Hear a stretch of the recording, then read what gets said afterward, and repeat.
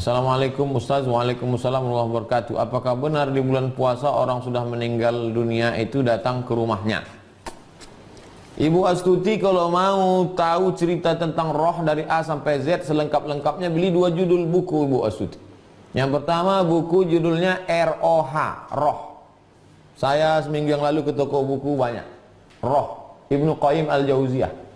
Yang kedua kitabnya Tazkirah, ditulis oleh Imam Al-Qurtubi. Ustaz Qurtubi ada sama kami. Imam Al-Qurtubi. Judul bukunya At-Tazkirah. Inilah 2 buku terlengkap tentang roh. Jadi Ibu Astuti, roh itu tempatnya 2. Yang pertama, ruh orang baik-baik tempatnya Illiyin. Yang kedua, ruh orang yang jahat-jahat tempatnya Sijjin. Lalu kemudian ada pula posisi yang ketiga, Allah kuasa mengembalikan ruh itu masuk ke dalam jasad untuk menerima azab kubur atau rahmat kubur. Dan Allah kuasa pula untuk menempatkan ruh itu kemana dia mau, kemana dia suka. Jadi, apakah mungkin ruh itu pulang ke rumah? Bisa saja, kalau Allah kuasa. Tapi tidak ada dalil secara spesifik mengatakan roh pulang malam Jumat jam sekian ke rumah. Tidak.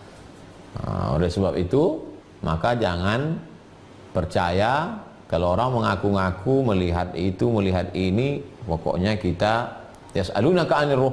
Mereka bertanya kepadamu tentang ruh, qulir ruhu min amri rabbi. Katakan ruh urusan Allah. Wa ma utitu minal ilmi illa qalila. Tidaklah engkau diberitahu tentang ilmu ruh ini kecuali hanya sedikit saja. Saya ulang, ruh tempatnya yang baik-baik Illiyin, yang jahat-jahat Sijjin. Ada kemungkinan Allah mengirimkan ruh masuk ke dalam jasad untuk menerima azab atau mendapatkan rahmat, dan ada juga kuasa Allah untuk menempatkan ruh di suatu tempat. Wallahu a'lam bishawab.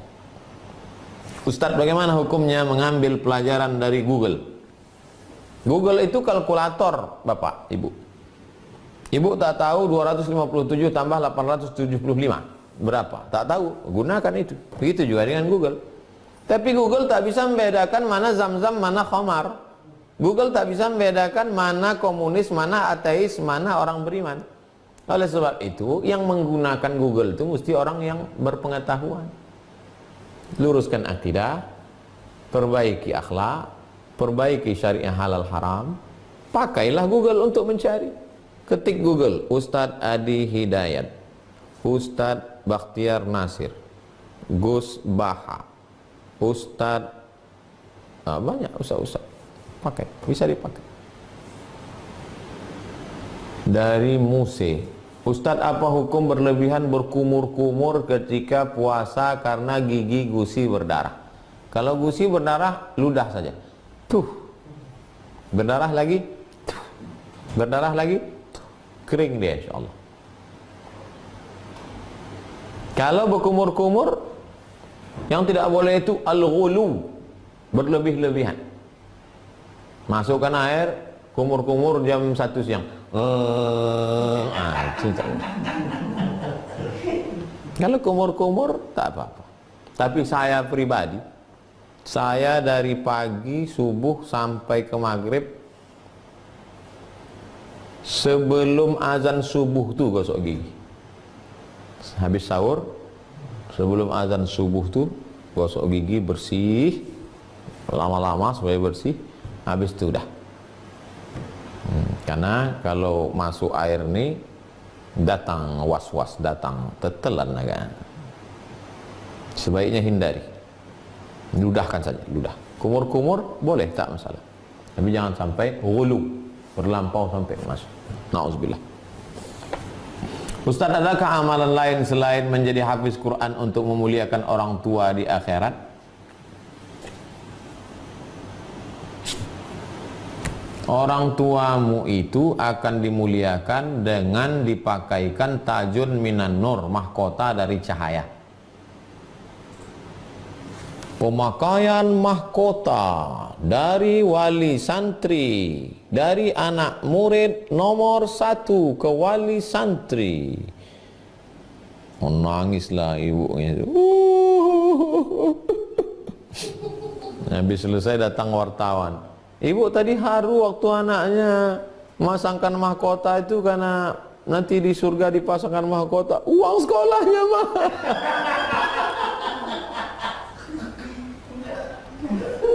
Itu salah satunya, Pak. Bahwa nanti ibu-ibu akan diberikan tajun minan nur, mahkota dari cahaya. Apakah amalan itu saja? Tidak.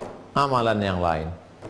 Amalan bersedekah, membangun masjid. Enaknya punya anak soleh, semua amalan anak itu diterima orang tua. Menyantuni anak yatim. Anak itu soleh bisa memberikan syafaat, karena ada syafaat orang beriman. Jadi tidak hanya menghafal Quran. Assalamualaikum Ustaz. Waalaikumsalam warahmatullahi wabarakatuh. Soalan saya, apakah doa dulu atau ikhtiar dulu?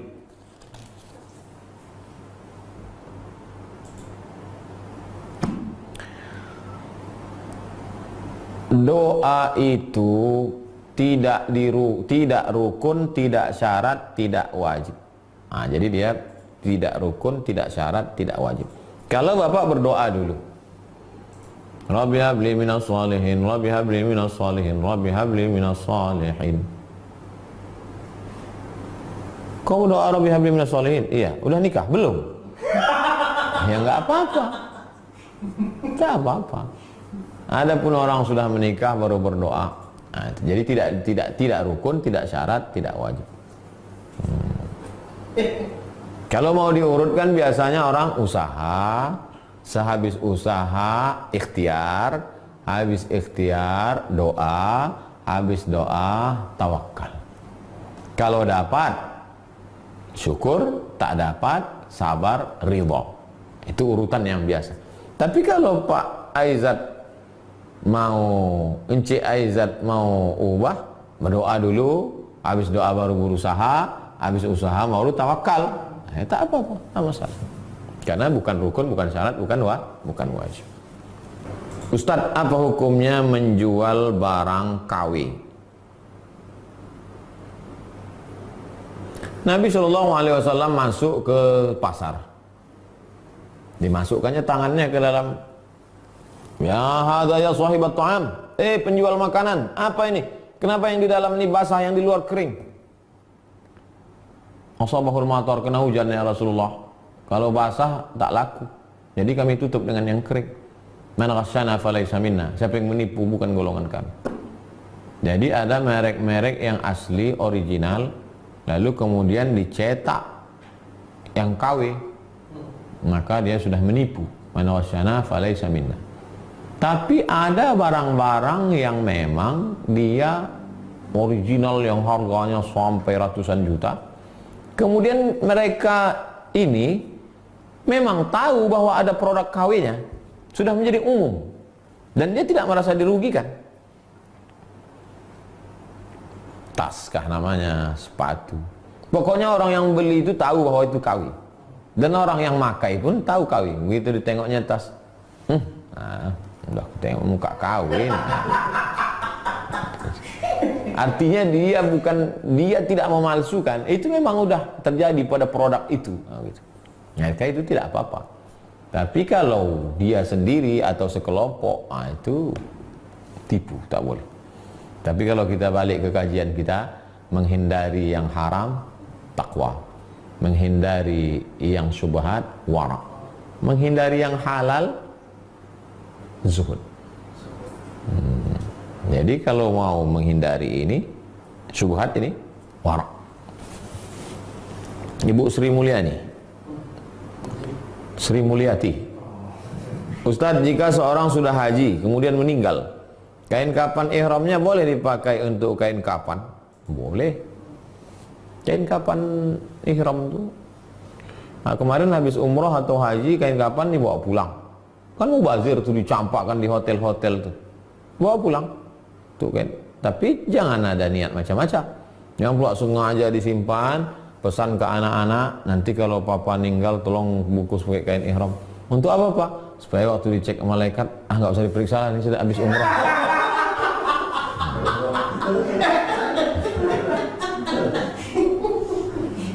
Jangan mengakal-akali malaikat. Boleh. Bolehkah kita bersifat tafaul? Tafaul itu artinya mencari barokah, mengalap barokah. Ya, beberapa sahabat Nabi SAW meninggal dunia memakai kain yang dulu pernah diberikan Nabi kepadanya. Kenapa? Karena mengharapkan barokah. Nah, dipakainya kain ihram itu, tapi bukan mau mengakal-akali malaikat. Mereka boleh tayamun, tabarruk, tafaul. Dwi Sania. Ustadz, bagaimana cara menghadirkan hati ketika berdoa? Ketika kita berdoa, kita lupa apa yang kita ucapkan. Apakah itu termasuk lalai? Lalai lah. Sampai lupa apa yang diucap, atau kemana-mana hatinya. Ya Allah, Allahumma innaka afuwwun karimun tuhibbul afwa. Nampak toples. Toples tempat kue hari raya. Allahumma innaka afuwwun tuhibbul afwa. Nampak pasar bawah. Allahumma innaka afuwwun. Itu namanya hati tak hadir, kawan. Maka sebelum berdoa itu istighfar dulu. Astaghfirullahaladzim, astaghfirullahaladzim, astaghfirullahaladzim alladzi la ilaha illa huwal qayyum wa atubu ilaih. Ini hati kita. Ini cawannya. Isi cawan itu pergi kita kemana-mana, terbang. Balikkan dia dulu, letakkan dia di dalam. Dah. Baru doa kepada Allah. Ya Allah, ya Rabb. Ini entah kemana-mana.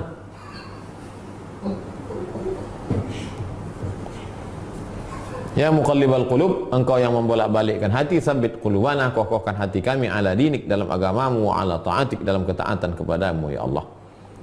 Ya afu, Allahumma innaka afuun, engkau maaf, tuhibbul afwa, kau cinta kepada maaf, fa'fu anna, maafkanlah kami ya Allah. Hadis riwayat Aisyah. Kalau aku berjumpa dengan Lailatul Qadar itu apa doanya ya Rasulullah? Allahumma innaka afuun tuhibbul afwa fa'fu anna. Jangan lupa tiap malam baca Allahumma innaka afuun tuhibbul afwa fa'fu anna.